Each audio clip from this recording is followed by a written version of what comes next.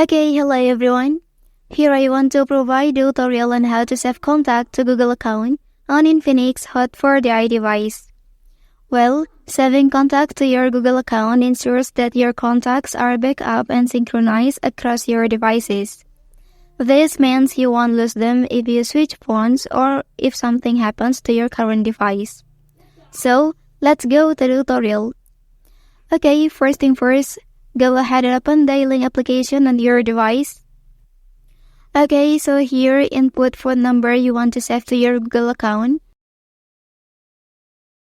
And then you can click create new contact. Okay, after that, set the storage of your contact here and then you can select your Google account.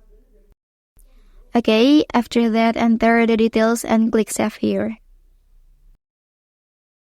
Well, that's the tutorial on how to save contacts to Google account on Infinix Hot 4DI device. If you are helped by this video, don't forget to like and subscribe to get other information from this channel. Thank you.